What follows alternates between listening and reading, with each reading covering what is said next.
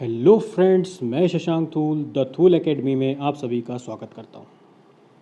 आप हमसे जुड़ सकते हैं फेसबुक के माध्यम से, टेलीग्राम के माध्यम से और व्हाट्सएप के माध्यम से।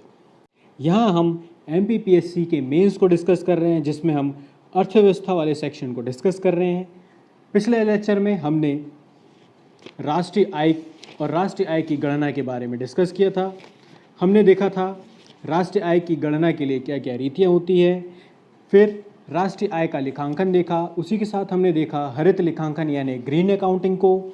उसके बाद हमने देखा हमारे जीडीपी को, जीएनपी को, एनडीपी को और एनएनपी को। उसी को आगे बढ़ाते हुए इस लेक्चर में हम ये देखेंगे कि हमारी जो राष्ट्रीय आय है उसकी क्या विशेषताएं हैं।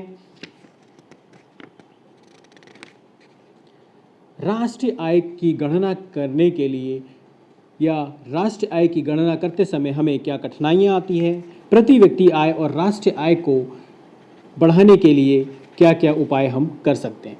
तो चलिए शुरू करते हैं आज का लेक्चर। तो आइए हम देखते हैं राष्ट्रीय आय की विशेषताएं। राष्ट्रीय आय की विशेषताओं की बात करूं या राष्ट्रीय आय की भारतीय, यहाँ देखिएगा भारतीय राष्ट्रीय आय की हम बात कर रहे हैं ना, तो भारतीय राष्ट्रीय आय की क्या विशेषताएं हैं, भारतीय राष्ट्रीय आय की क्या प्रकृति है, इन सब बातों पर हम डिस्कस करेंगे। तो पहला है राष्ट्रीय एवं प्रति व्यक्ति आय में धीमी वृद्धि। ये पहली विशेषता है या पहली प्रकृति है, यानी कि हमारे राष्ट्र की जो आय है या प्रति व्यक्ति आय है, ये इसकी जो गति है ये बहुत धीमी है। हालांकि सरकार द्वारा लगातार एक नियोजित प्रयास किए गए हैं, जैसे कि हम 1947 के बाद से लेकर अब तक का पूरा क्रम देखें तो पंचवर्षीय योजनाएं और कई तरह की योजनाएं लगातार सरकार के द्वारा लाई जाती है। उसके बावजूद भी हमारी जो राष्ट्रीय आय है वो और प्रति व्यक्ति जो आय है वो, इसकी जो वृद्धि है, इसकी जो गति है वो बहुत धीमी है।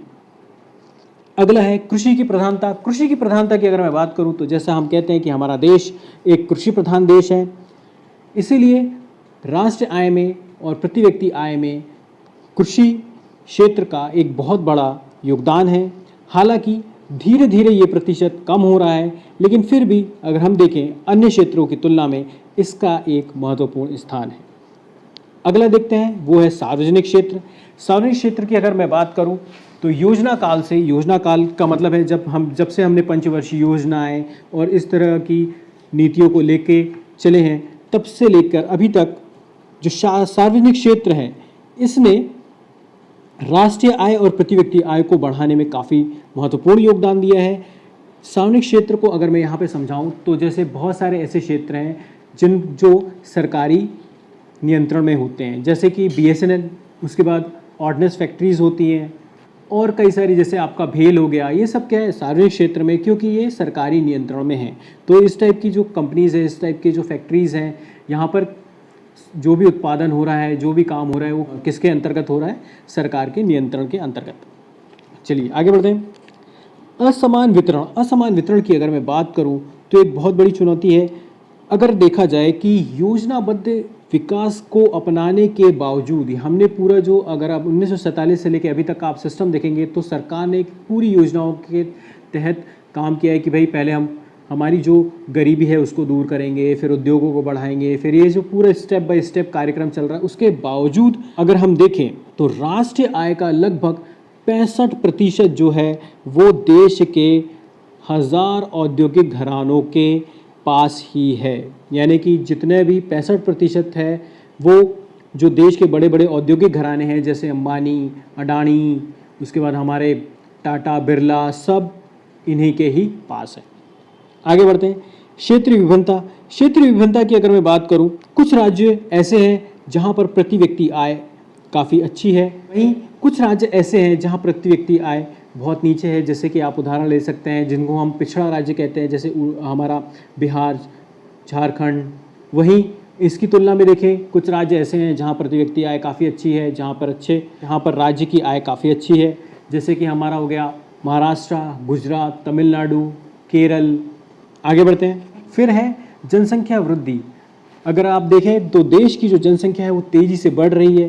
तेज़ी से जनसंख्या बढ़ने से होता क्या है कि जो देश के पास सीमित संसाधन हैं, जितनी ज़्यादा संख्या बढ़ेगी संसाधन उतने ज़्यादा बढ़ जाएंगे लोगों के बीच में।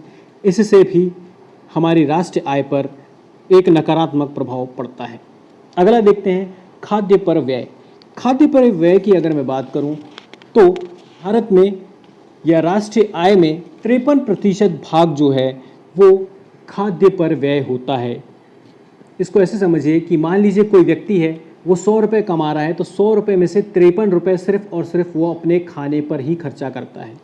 इस वजह से होता ये है कि अगर वो 53% यानी कि 100 रुपये में से 53 रुपये अपने सिर्फ खाने पीने पे खर्चा कर देगा, तो खाने पीने के अलावा और भी खर्चे होते हैं, जैसे कि आपका एजुकेशन, आपका स्वास्थ्य। तो इस प्रकार की चीज़ों पे वो कम खर्चा करेगा यानी कि उसके पास फिर अंततः बचत नहीं होगी। तो जो पैसा बचेगा नहीं, जब राष्ट्र की आय में से जब पैसा ही नहीं बचेगा, तो उसका विनिवेश जो बचत होगी उसको हम दूसरे नए प्रोजेक्ट्स में, नई चीज़ों पे उनका निवेश नहीं कर पाएंगे।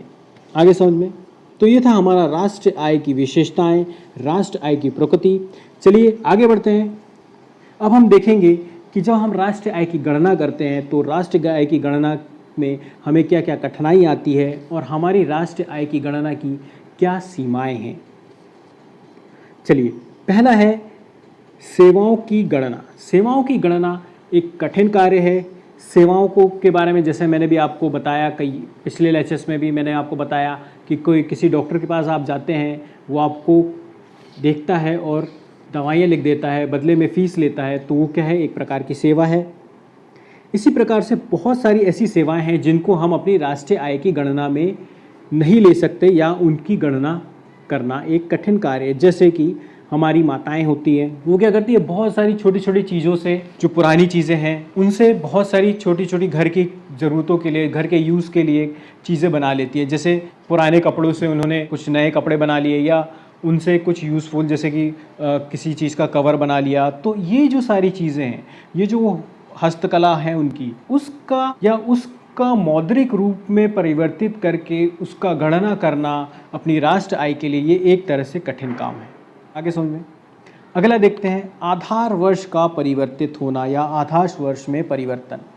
आधार वर्ष की अगर मैं बात करूं तो जैसे कि हम गणना करते हैं, जैसे हम जीडीपी की अगर गणना करें तो जीडीपी की अगर जैसे मैंने मान लीजिए गणना की कि पिछले साल 100 रुपये थी, इस साल हमारी जीडीपी 110 रुपये हो गई है, यानी कि 10% की वृद्धि हुई है। तो मैं एक आधार वर्ष कौन सा ले रहा हूँ, पिछले साल वाला ले रहा हूँ। लेकिन अगर मैं वो आधार वर्ष बहुत पीछे ले जाऊँ, मान लीजिए मैं आज से 10 साल पहले की बात करूं, उसको आधार वर्ष मान के आज की जीडीपी की तुलना करूं, तो मेरी जीडीपी का प्रतिशत क्या होगा, जीडीपी प्रतिशत बढ़ जाएगा। इस प्रकार से जब हम अलग अलग बार अलग अलग आधार वर्ष लेते हैं तो हमारे राष्ट्रीय आय की गणना में एक कठिनाई पैदा होती है। अगला देखते हैं, अगला है अमौद्रिक क्षेत्र। अमौद्रिक क्षेत्र का अर्थ है ऐसे क्षेत्रों से जहां मुद्राओं का चलन नहीं हो रहा है, जहां पैसों का लेन देन नहीं हो रहा है। जब वहां पैसे ही नहीं है तो उसकी हम वैल्यू पैसे में ले भी नहीं सकते। जब उसकी पैसे में वैल्यू नहीं ले सकते तो हम उसको हमें अपनी राष्ट्रीय आय की गणना में इंक्लूड नहीं कर पाएंगे। जैसे कि बहुत सारे आज भी ऐसे ग्रामीण क्षेत्र हैं जहाँ पर वस्तु विनिमय यानी कि जो बार्टर सिस्टम होता है कि भाई तुम्हारे पास 2 किलो चावल है तो मुझे 2 किलो चावल दे दो और बदले में मुझसे 2 किलो गेहूँ ले लो। तो ये जो सिस्टम जहाँ जहाँ चल रहा होगा वहाँ पर पैसे का क्योंकि लेन देन नहीं हो रहा है, इसलिए ऐसी क्षेत्रों के जो इकोनॉमी है, जो वहाँ की आय है, उसको हम अपनी राष्ट्रीय आय में इंक्लूड नहीं कर पाएंगे। आगे देखते हैं आंकड़ों का अभाव। आंकड़ों के अभाव की अगर मैं बात करूं तो गणना करने के लिए जो सटीक आंकड़े हैं उसका हमेशा अभाव रहता है, क्योंकि ये जो आंकड़े इकट्ठा करने वाले संस्थान हैं, इनके जो कर्मचारी हैं उनके प्रशिक्षण की कोई व्यवस्था नहीं है। पहले समस्या तो ये है। दूसरी चीज़, जहाँ से ये आंकड़े प्राप्त होते हैं वहाँ से भी अगर पर्याप्त रूप से सही रूप से आंकड़े नहीं आ रहे हैं तो भी आपकी राष्ट्रीय आय की गणना में हमें कठिनाई महसूस होती है। अगला देखते हैं, अगला है जन सहयोग का अभाव। जन सहयोग के अभाव की अगर मैं बात करूं तो बहुत सारे लोग टैक्स के डर से कि हमें टैक्स ना देना पड़े या टैक्स बचाने के लिए आयकर विभाग और कई सारे विभागों में या जहां जहां उनसे जानकारी मांगी जाती है तो या तो अपनी जानकारी छुपाते हैं या फिर गलत जानकारी देते हैं। जब हमारे पास जानकारी ही गलत होगी तो हम ठीक तरह से हमारी राष्ट्रीय आय की गणना नहीं कर पाएंगे। चलिए आगे बढ़ते हैं। अगला है हमारा व्यवसायिक विशिष्टीकरण का अभाव। व्यवसायिक विशिष्टीकरण की अगर मैं बात करूं तो कई सारे हमारे यहाँ ऐसे व्यवसाय हैं कि एक ही जगह कई प्रकार के व्यवसाय चल रहे हैं, या कुछ ऐसे व्यवसाय हैं जिनको हम बिल्कुल विशिष्ट रूप से कोई विशिष्ट पहचान नहीं दे सकते।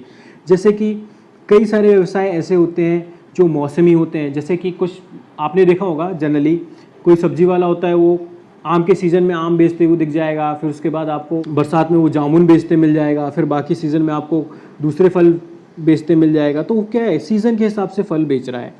इसी प्रकार से बहुत सारे ऐसे लोग होते हैं कि भाई बरसात का सीज़न आ रहा है तो रेनकोट बेचने लगे, फिर उसके बाद ठंड का सीज़न आ गया तो उन्होंने स्वेटर बेचना चालू कर दिया, फिर गर्मी का सीज़न आ रहा है तो वो छाते और मान लीजिए कुछ नहीं तो आइसक्रीम बेचना उन्होंने शुरू कर दिया। तो क्या है, उनके व्यवसाय को कोई विशिष्टीकरण नहीं है, यानी कि विशिष्ट रूप से कोई व्यवसाय वो नहीं कर रहे हैं। बढ़िया उदाहरण आपको देखने मिला होगा कुछ ग्रामीण क्षेत्रों में, आपके आसपास के क्षेत्रों में भी आपने देखा होगा, जो किराने वाले होते हैं वो किराने के दुकान के साथ साथ वो आपको स्टेशनरी भी बेचते मिल जाएंगे, उसके बाद आपको वहाँ पे आइसक्रीम भी मिल जाएगी, उसके बाद आपको वहाँ पे कुछ तो ऐसे होते हैं जो कपड़ा भी बेचने लगते हैं। साथ में कोई किराने वाला बोले भैया हम तो LIC एजेंट का भी काम करते हैं, आपको LIC वगैरह करवाना हो तो वो भी करवा लो हमसे। तो क्या है, इस कंडीशन में वो क्या है, कोई विशिष्ट काम नहीं कर रहा। तो जब व्यक्ति कोई विशिष्ट काम नहीं कर रहा तो वो अपनी आय भी नहीं बता पाएगा कि मुझे किस विशिष्ट क्षेत्र से आय हो रही है या किस विशिष्ट प्रकार से मुझे आय हो रही है। ऐसी कंडीशंस में जब हमें आंकड़े पर्याप्त नहीं मिलेंगे तो हम उसे अपनी राष्ट्रीय आय की गणना में शामिल नहीं कर पाएंगे। आगे समझ, अगला देखते हैं। अगला है राज्यों में भिन्नता। जैसा कि हमारा भारत देश भिन्न भिन्न राज्यों से मिलकर बनाया है, हर राज्य की अपनी एक खूबसूरती है, उसी तरह से हर राज्य की अपनी एक जलवायु है, अपनी एक भूमि है, अपना एक वन है, अपना एक रहन सहन है, अपनी एक परंपरा है, अपनी एक रीति रिवाज है, अपनी एक कृषि का तरीका है और अपनी एक प्राकृतिक संसाधन है। इसी वजह से वहाँ की आय भी अलग अलग किस्म की है, वहाँ के उद्योग अलग अलग किस्म के हैं, वहाँ के आय के साधन अलग अलग किस्म के हैं। इसलिए इन अलग अलग होने की वजह से, इस भिन्नता की वजह से राष्ट्रीय आय की गणना करने में हमें कठिनाई महसूस होती है। आगे देखते हैं। अगला है माफ कीजिएगा, गैर कानूनी आय। गैर कानूनी आय का मतलब है कुछ ऐसे धंधे हैं, कुछ ऐसे व्यवसाय हैं जो गैर कानूनी रूप से किए जाते हैं, जैसे कि जुआ हो गया, सट्टा हो गया, लॉटरी बाजार हो गया, अवैध शराब का या अवैध दवाइयों का या नकली दवाइयों का व्यवसाय हो गया। तो इस तरह की आय में व्यक्ति अपनी आय नहीं बताता, वे अपनी आय छुपाते हैं। तो इस तरह के गैर कानूनी धंधे जो हो रहे हैं या अवैध रूप से जो धंधे हो रहे हैं, उनसे प्राप्त होने वाली आय को हम अपनी राष्ट्रीय आय की गणना में शामिल नहीं करते। एक अनुमान के हिसाब से भारत की अर्थव्यवस्था जितनी वैध रूप से चल रही है, लगभग उसी के समानांतर एक अवैध रूप से चल रही है, यानी कि जो ब्लैक इकोनॉमी है उसका साइज़ हमारी जो वाइट इकोनॉमी है लगभग उसके ही बराबर है। इसलिए कुछ बड़े अर्थशास्त्रियों का कहना है कि जब हमारे यहाँ कुछ ऐसी स्थिति बनती है तो हमारी जो अर्थव्यवस्था है वो डायरेक्ट कोलैप्स नहीं करती, वो डायरेक्ट बिल्कुल सीधे निचले स्तर पे नहीं जाती, क्योंकि एक ब्लैक इकोनॉमी है, यानी कि बहुत सारे लोगों के पास अवैध रूप से, ब्लैक रूप से पैसा पड़ा हुआ है, जो जब हमारी वाइट इकोनॉमी कोलैप्स करती है तो उसको कहीं ना कहीं वो सपोर्ट करता है। चलिए आगे बढ़ते हैं। तो ये था राष्ट्रीय आय की गणना में आने वाली कठिनाइयाँ और गणना करते समय हमें हमारी क्या सीमाएं हैं उनको हमने देखा। चलिए अब हम देखते हैं कि क्या कारण है कि हमारी राष्ट्रीय आय है वो नीचे जा रही है और प्रति व्यक्ति आय जो है वो कम हो रही है। पहला है कृषि का पिछड़ापन। अगर मैं बात करूं कि हमारी राष्ट्रीय आय का काफ़ी सारा भाग या हमारी राष्ट्रीय आय में कृषि एक महत्वपूर्ण क्षेत्र है, लेकिन कृषि की अगर मैं बात करूं तो कृषि में आज भी हम पिछड़ेपन को देखते हैं। हमारे पास आज भी उन्नत बीज नहीं है, उन्नत खाद नहीं है और उन्नत तकनीक से हम कृषि नहीं करते। अगला देखते हैं। अगला है पूंजी की कमी। जैसा कि मैंने आपको बताया कि हम 53% जो है सिर्फ और सिर्फ अपने खाने पीने में खर्चा कर देते हैं। जब कोई व्यक्ति 53 रुपये, 100 में से 53 रुपये अपने खाने पीने पे ही खर्चा कर देगा तो बचे हुए शेष में वो अपने स्वास्थ्य पे खर्चा करेगा, अपने दूसरी आवश्यकताओं पे खर्चा करेगा, अपनी शिक्षा पे खर्चा करेगा। तो इस प्रकार से उसका जो बचत है, बचत जो होगी वो कम होती जाएगी। जब बचत कम होती जाएगी तो उसके पास जो विनियोग के लिए योग्य जो पूंजी है उसका अभाव हो जाएगा। आगे बढ़ते हैं। अगला है औद्योगिकरण की धीमी गति। देश में जो औद्योगिकरण रहा है उसकी गति काफ़ी धीमी रही है। अगला देखते हैं, अगला है जनसंख्या वृद्धि। जनसंख्या वृद्धि की बात करूँ तो लगातार जनसंख्या वृद्धि की वजह से जो देश के सीमित संसाधन हैं उन पर दबाव बनता है। फिर है बेरोजगारी की समस्या। पूंजी की प्रधानता और तकनीक के बढ़ने से भी बेरोजगारी की समस्या पैदा होती है। रोजगारी की समस्या भी एक बड़ी समस्या है जो हमारे राष्ट्रीय आय पर नकारात्मक प्रभाव डालती है। अगला देखते हैं, अगला है साहसियों की कमी। साहसियों यानी कि मतलब है जो जोखिम उठाने वाले लोग हैं, जो जोखिम उठा के पैसा लगा के अपना उद्योग स्थापित करें, ऐसे लोगों की हमारे देश में कमी है। अगला है परिवहन एवं संचार साधनों का अभाव। अगर हम बात करें हमारे परिवहन जिसमें हमारा सड़क है, हमारी रेल मार्ग हैं, अभी देश में पर्याप्त विकास नहीं हो पाया है। यहाँ पर भी काफ़ी विकास की आवश्यकता है। उसी प्रकार हमारे संचार जो साधन हैं उन पर भी और काम करने की आवश्यकता है, उन्हें और विकसित करने की आवश्यकता है। अगला है प्राकृतिक संसाधनों का अपूर्ण दोहन। अगर मैं प्राकृतिक संसाधनों की बात करूं तो हमारे देश में प्रचुर मात्रा में प्राकृतिक संसाधन उपलब्ध हैं, लेकिन जानकारी की कमी के कारण, तकनीकी की कमी के कारण जो उनका पूर्ण रूप से दोहन होना है वो पूर्ण रूप से दोहन उनका नहीं हो पा रहा है। फिर है भाग्य विधाता एवं रूढ़िवादिता। अगर मैं इसकी बात करूं तो इस प्रकार हमारे देश में जो पूंजी लगाकर जोखिम उठाने वाले लोगों की कमी है, नई नई तकनीकों को अपनाने वाले लोगों की कमी है। अगला है राजनीतिक एवं प्रशासनिक कारण। राजनीतिक इच्छा शक्ति की कमी और प्रशासनिक अरुचि ये भी एक बहुत बड़ा कारण है हमारी राष्ट्रीय आय को कम करने में या राष्ट्रीय आय पर नकारात्मक प्रभाव डालने में। तो हमने देखा हमारी राष्ट्रीय आय के कम होने और प्रति व्यक्ति आय के कम होने के कारणों को। चलिए आगे बढ़ते हैं। अब हम देखते हैं भारत में राष्ट्रीय आय को बढ़ाने के लिए क्या सुझाव हम दे सकते हैं। पहला है बचत एवं विनियोग में वृद्धि, यानी कि जब हम बचत को बढ़ावा देंगे, जनता के पास, जनसाधारण के पास जब बचत बढ़ेगी तो वो जो बचत होगी उसे निवेश किया जा सकता है। अगला है जनसंख्या नियंत्रण। तेजी से बढ़ती जनसंख्या पर नियंत्रण करने के उपाय करने चाहिए हमें। फिर है उन्नत तकनीक। वस्तुओं और सेवाओं के उत्पादन के लिए जो नई तकनीकें हैं उनका प्रयोग करना चाहिए। शिक्षा और प्रशिक्षण, इसकी अगर मैं बात करूं तो जैसा कि मैंने आपको पहले भी बताया था कि जब किसी व्यक्ति को हम कोई हुनर देते हैं, कोई चीज़ सिखा देते हैं तो वो मानव से मानव संसाधन के रूप में परिवर्तित हो जाता है। तो हमें ऐसे शिक्षण संस्थान और ऐसे शिक्षा प्रणाली को अपनाने की आवश्यकता है जिससे हम हमारे देश की जो इतनी बड़ी जनसंख्या है उसे एक कुशल मानव संसाधन में परिवर्तित कर सके। फिर है निर्यात व्यापार। हमें ऐसी नीतियों को अपनाना चाहिए जिससे हमारा निर्यात बढ़े और आयात पर हमारी निर्भरता कम हो। अगला है सामाजिक पर्यावरण में सुधार। देश के विकास को बाधित करने वाले जो ऐसे सामाजिक कुरीतियाँ हैं, ऐसी सामाजिक प्रथाएं हैं, उन्हें रोकने की आवश्यकता है। फिर है हमारा आधारभूत सुविधाओं का विकास। आधारभूत सुविधाओं की अगर मैं बात करूं तो जैसे आधारभूत सुविधाएं में हमारे आ जाती हैं, परिवहन आ जाता है, संचार आ जाता है, ऊर्जा के लिए विद्युत हो जाती है। तो इन सारी जो सुविधाएं हैं, इस सुविधाओं का पर्याप्त विकास करने की आवश्यकता है। अगला है प्रशासनिक सुविधा की अगर मैं बात करूँ तो प्रशासन में जो भ्रष्टाचार है, जो अरुचि है, उसे दूर करने की आवश्यकता है। तो इस प्रकार हमने देखा राष्ट्रीय आय की विशेषताएं, राष्ट्रीय आय में आने वाली कठिनाइयों के बारे में भी जाना और राष्ट्रीय आय को हम किस तरह से बढ़ा सकते हैं उसके बारे में भी हमने चर्चा की। तो ये रहा हमारा आज का लेक्चर। इस वीडियो को देखने के लिए आपका बहुत बहुत धन्यवाद। आगामी परीक्षाओं के लिए आपको ढेर सारी शुभकामनाएं। अपना ख्याल रखें, अपनों का ख्याल रखें। मिलते हैं अगले लेक्चर में, तब तक के लिए जय हिंद, जय भारत।